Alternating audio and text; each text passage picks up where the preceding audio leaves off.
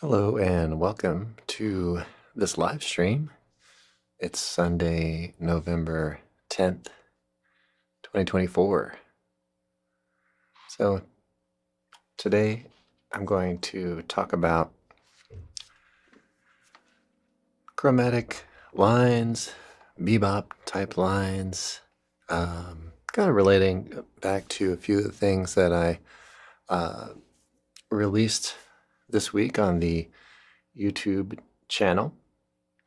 And so I'll discuss a little bit about that and generally have a chat. So join me in the chat segment here, and I'm going to just noodle a little bit with some of these concepts in mind as folks join in. So I welcome you and encourage your comments to this and chats to this live stream.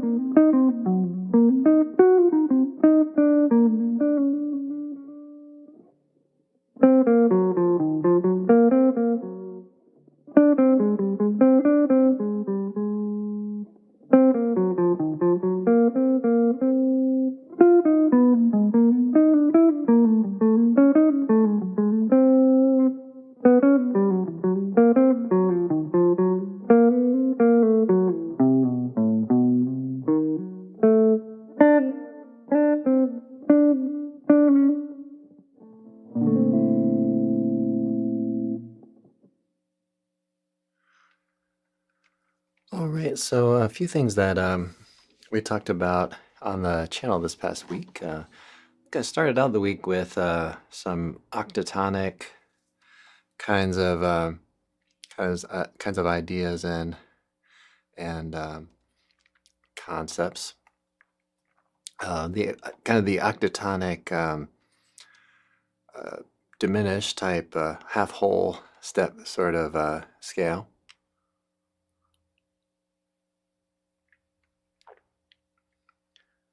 Thought a few of the things I might cover today might involve maybe perspectives on scales and how to practice those, how to maybe work with them. And my take on that would be to, or my recommendation would be to use scales in your practice session to develop a knowledge of the fingerboard, develop a knowledge of the kind of connection between melodic lines and harmony. So kind of an ear training, instrumental training sort of perspective on it. We talked a little bit this week about Charlie Banacos. Hope I'm pronouncing his name right, but Um, I was inspired by the recent Mike Stern interview uh, with uh, with Rick Beato, and he was talking about that. Um, so yeah, thinking about scales and sort of concepts.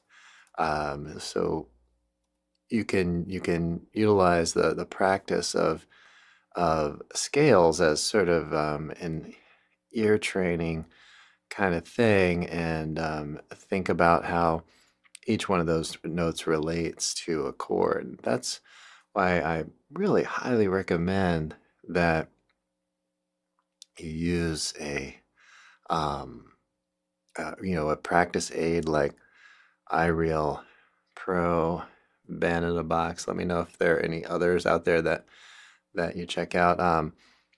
There are also the Aversold, which you can use for tunes for sure. But I think one advantage of the program type backing tracks is that you can set up a chord on on there and just loop it, you know, and just get into that sound. So if you're thinking, C minor, then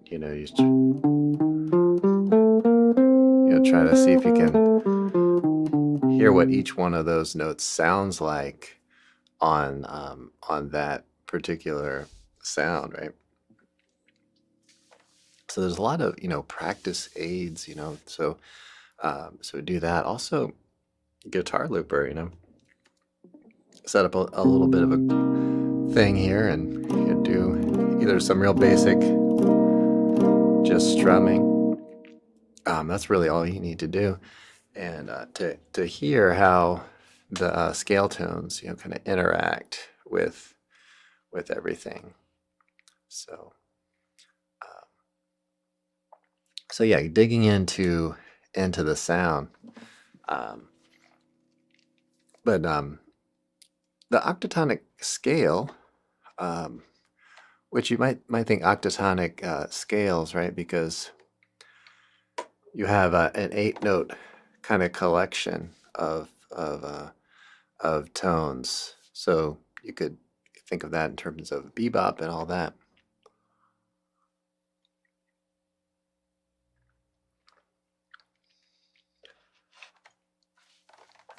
So most of our musical systems are based around either 5-note scales or 7-note scales. So you've got kind of pentatonic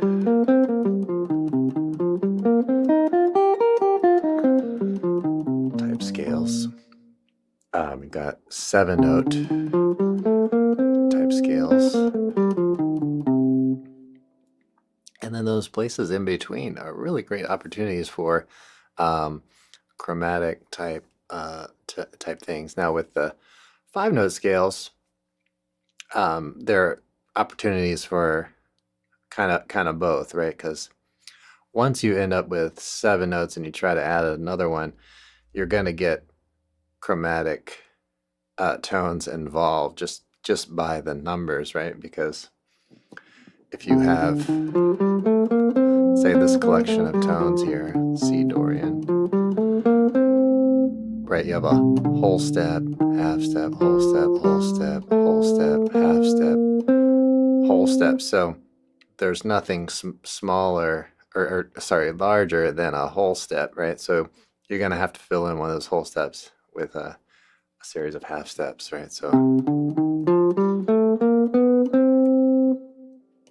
and that's one thing I would really encourage folks to do is try stuff, like see what things sound like if I what would this sound like if I did this, if I took this thing that I knew and I just try to add a note or something. Amos, welcome and good morning. How's it going? So yeah, let's say you've got Dorian, C Dorian. Try to fill in one of those whole steps, So I filled in this first whole step. The next one, that's a pretty cool one because you kind of get away with a major third on minor. Uh, and then, right, this can be kind of a bluesy sound.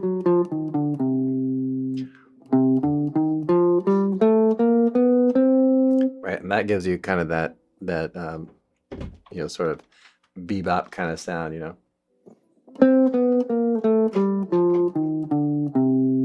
Right.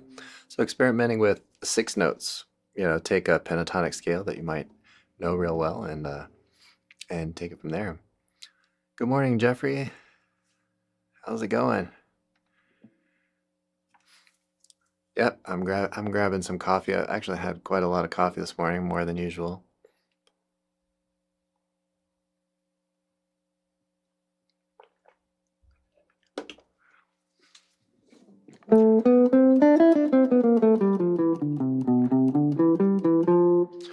So yeah, those are some kind of perspectives on practice.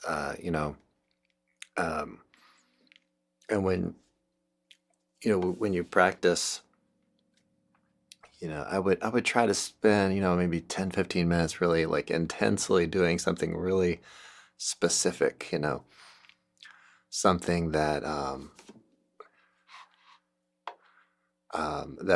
that's kind of hard to do, right? Something that's a little bit tough. And then give yourself a breather and you know um, walk around a little bit, and then maybe try to even just noodle, just free form, free association, just what does it sound like if I play this note, right? Can be a little bit freeing. Right? So the more you practice the scales, the more kind of connections I think one makes, right?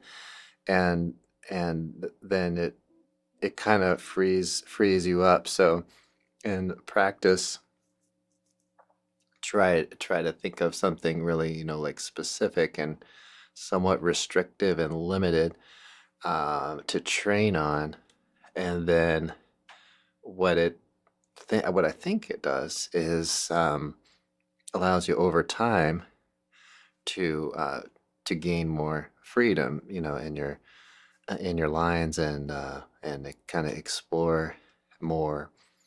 Um, as well. So,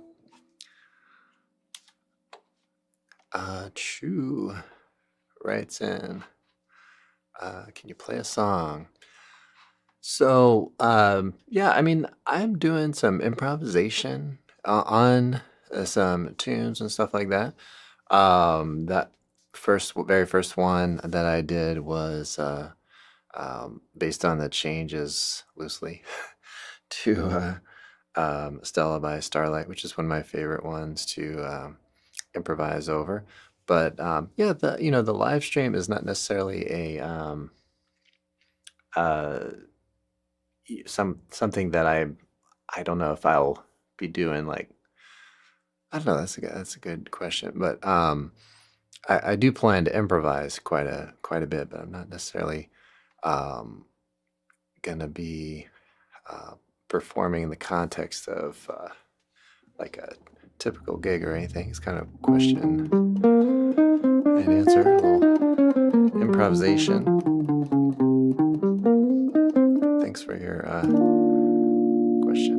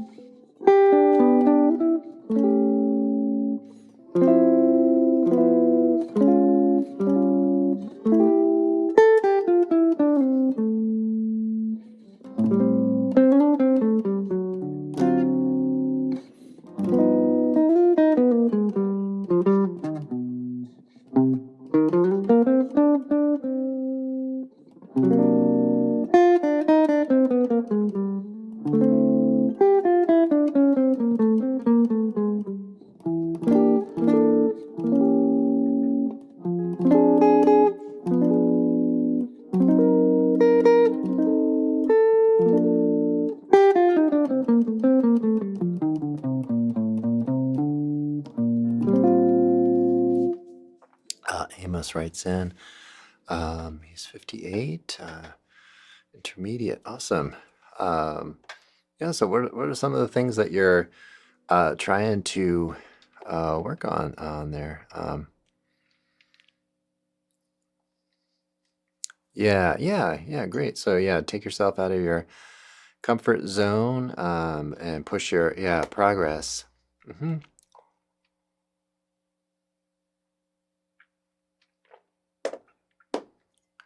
So early in the week, I talked a bit about um,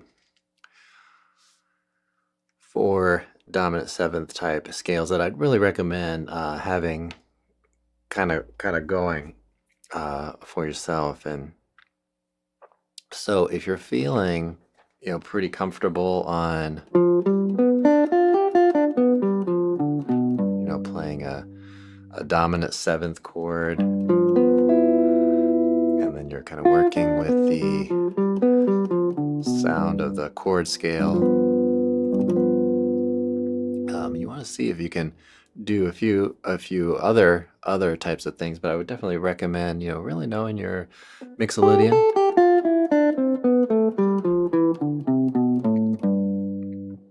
right? And then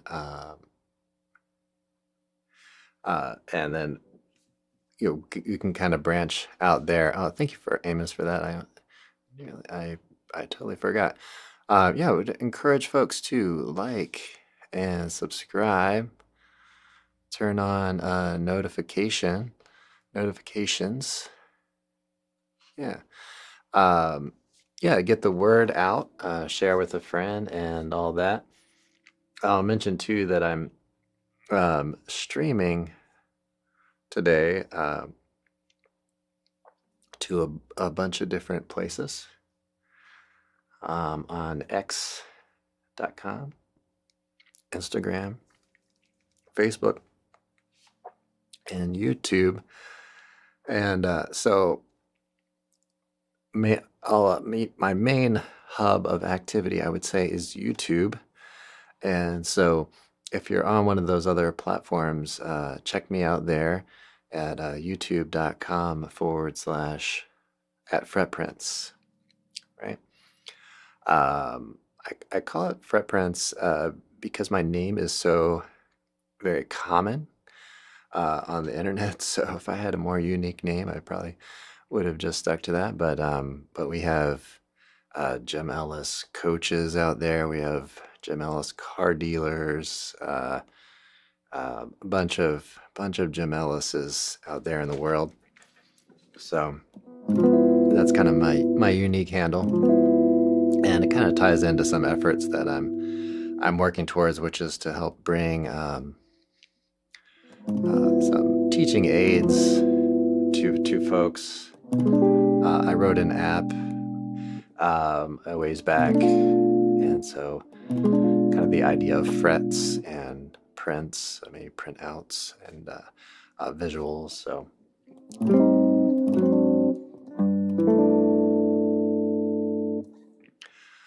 all right, so yeah, so if you know Mixolydian really well, try out the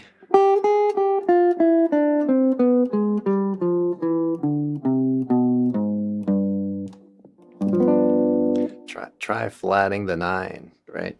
That could be a real great introduction into creating a little more tension in your dominant seventh type lines and moving that forward. So take in the case of G7, take the note A and lower that by a half step. Right? And then that'll give you a little more attention. So that comes out of the C harmonic major, which is kind of cool. Okay, we've got some comments here. Amos says he works on everything. Practice to any radio. Yeah. 6 days a week. That's perfect. Wow. Yeah. 3 to 4 hours. Yeah, yeah. Oh, that's great. Yep. Awesome. That consistent effort at it, that is exactly it. I'm so very convinced about that. Um, Daryl, yes, these are flat wound strings. Um, I am almost 100% certain that these are Dogal flat wounds. But sometimes I do lose track of which strings are on what guitars, so I apologize if I'm mistaken about that, but I believe that's the case. But I generally use either those, which I'm fairly new to, the Degalls, but I've had a really good experience with them. Or D'Addario Chromes I like as well, and the Tomastic flat wounds, I also like those. One solo that I request. Well, let me know what you're interested in, Bipin. Thanks for writing in. Okay. Anakin Skywalker. Okay. Listening to a lot of your stuff, approaching chords from half steps and whole steps. I like this way of thinking about scale degrees when I improv. Yeah, cool. Yeah, so I put out this video earlier this week. I've inspired by Mike Stern talk, and I really love Mike Stern. He's kind of one of my favorites, one of my favorite guitarists. Just stylistically, his tunes really appeal to me a lot. I have a couple of his tunes on my channel. So just the kind of grooves too as well, and his playing and what he's doing generally overall. It's really great. So it was really nice to see that interview, and for me, the Rick Beato interviews. I mean, I was waiting for the Matheny for a long time. John Schofield and Mike Stern, and he's covered those three, and that's really, those folks are really kind of important to me in what I'm interested in. So it's very cool. Sweet Child of Mine. I mean, I've played that, but I don't think I'm just gonna play that on the spot right now. But I appreciate your request. Daryl says he spent 1 year with Frank Gambale. Wow, yeah, that's awesome. A real fretboard master. Does he use uniform tuning? Am I thinking of someone else? Does he tune in all fourths? And did you do that? If that is the case, but that's awesome. I'd love to hear more about that. Okay.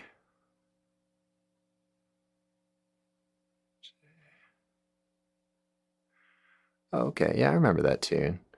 Anakin says he's gonna learn Black and White by Michael Jackson. Yeah, if I recall, Paul McCartney was on that recording. Very cool. Cool. Mike Hearn or Herm. I'm having a little trouble reading it, but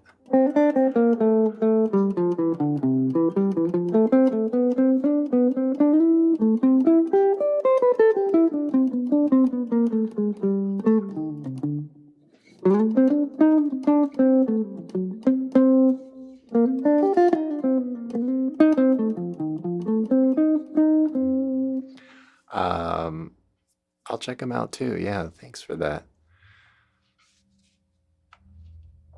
Okay, yeah, the half step below. So I think I mentioned this on the channel, half step below and diatonic note above.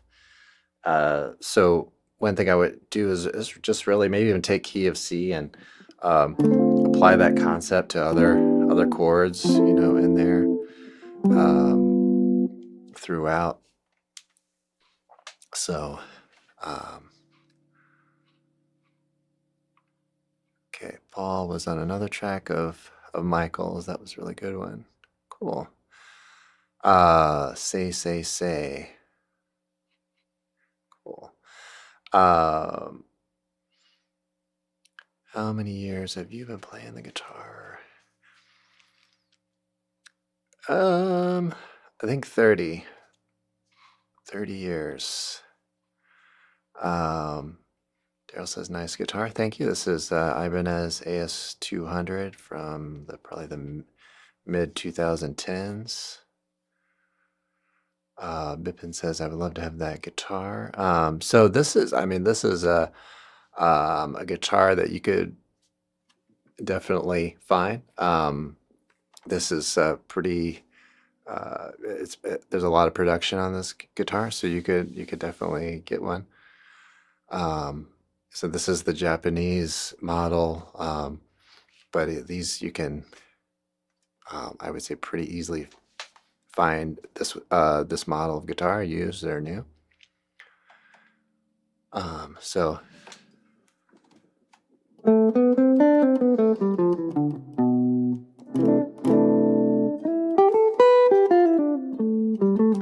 Older than you. Like double. Yeah. I'm getting up there. I don't know. Not all bad.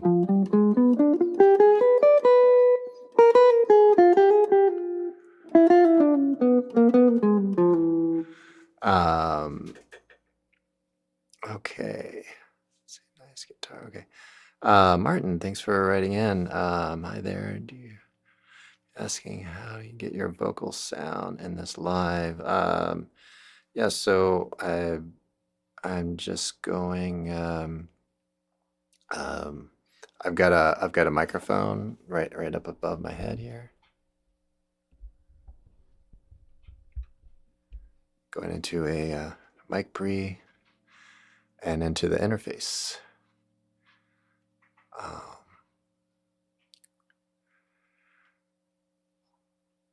Okay.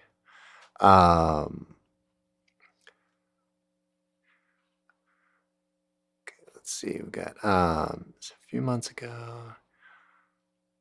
Steely Dan, my older school. Steely Dan. Jazz pop. Oh, okay. Check out Plastic Love. All right, that sounds cool.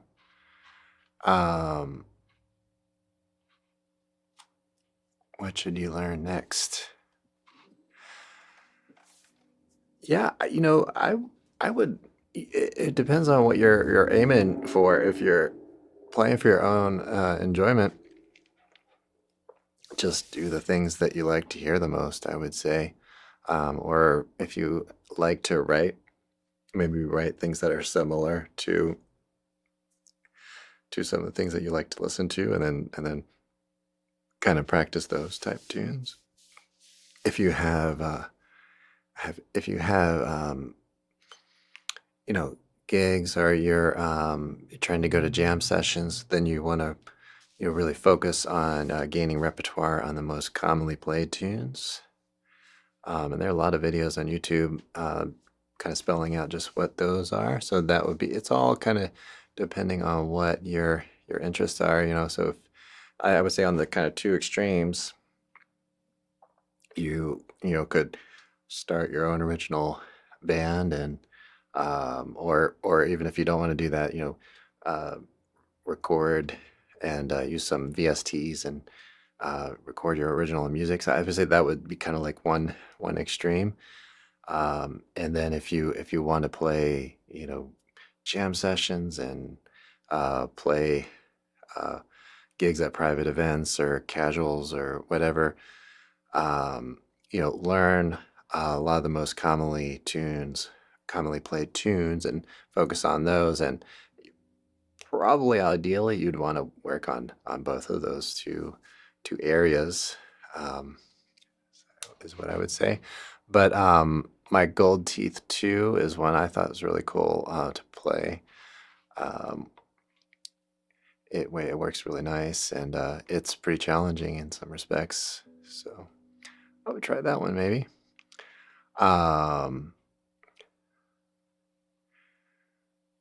Deacon Blues felt like a challenge. Cool. Oh, that's always a good thing. That in your repertoire, yeah.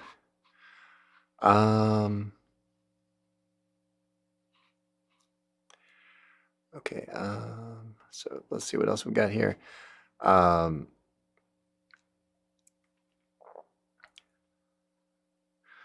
Oh, from Nepal. I would really love to visit Nepal at some point. Very cool. Good night. Yeah, it must be late there.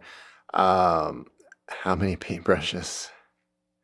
Guitars do you own? Yeah. Yeah, it's funny you say that because I do think of them as kind of tools. Um, so I don't know if I've just never, found like the guitar or if just there isn't one. I don't know. I haven't really felt like that's been part of my experience. So I just have, this one is kind of my all-arounder. I don't know exact number. These guitars on my left behind me are more for my in-person students who are maybe just beginners to try out and size up. So I have ukuleles and all these, but these are not guitars that I necessarily play. But I do have this nice ukulele just behind me. And these are kind of my acoustics. I try to cover the things that can get me to record something or to teach something, or they're all really they all have like sort of a specific purpose. So that's the kind of my steel string, nylon string, and then I've got the solid body, a Japanese made Ibanez. I forget the number on it, but sort of Les Paul style, 70s-ish. I don't think it's in production anymore. Then I've got these kind of acoustics that I plug in. I use those sometimes for gigs, and for teaching online, I can plug in direct. So then I have some basses. So I'm not sure the exact number, but it's really not a lot. And I don't really collect instruments. They're mostly for a specific purpose. So yeah, and I generally look for tunes, or not tunes, but guitars that are good value for money. They have a certain quality, minimum quality, and then I'm gonna try not to get anything fancy above that. But it all depends on one's budget and stuff like that. So, but I find Ibanez and Godin, even though they're certainly expensive, but I find that those are, and the Yamaha. So I find those are really good value for money. So Javan, speaking of Japan, welcome. Yeah, Steely Dan is so amazing. So many incredible, studio musicians played with them and everything. Korean-made PRS sounds amazing for their price. I bet, I think those are. I've heard good things. I don't think I've played them. The American-made ones are wow, just our United States-made ones, which is actually pretty close to where I am. It's here in Maryland. They are really, really expensive. Got a Charvel. Never wanted another guitar again. Okay, cool. Uh, remade Charvel series is nice. Cool. I think there's really the thing is, I'm gonna say I don't know. I'm not an expert on this, but in the last, I don't know, 20 years or maybe less, um, quality has gone up in general. I think prices come down, maybe. Um, I mean that value for money thing is just a really good. I think it's really been a good time to buy guitars. They've kind of got it down in a sense, like guitar manufacturers. That's my experience. I don't know. Let me know if I'm wrong about that. Um, of course, pandemic and post-pandemic, that could be a different story now. I don't know, but guitars seem to be pretty decent. I can look at a really cheap guitar and they can be really nice. So that is kind of a cool thing. All right, everybody. Well, thanks so much for joining me. It looks like everything went well with the stream. I streamed to like 5 different places, so that seems to have worked out pretty well. All right, so I was a little nervous about that. Javon, semi-hollow body, Korean, made, Zach Mayer model, eBay, $400. Awesome. PRS USA are 30% higher. Yep. That sounds about right. All right, everybody. Yeah, you have a great day too. Thanks so much for writing in. I really do appreciate the chatting. Today has been awesome. So thanks so much for that. And if you haven't already, please like and subscribe. Turn on notifications.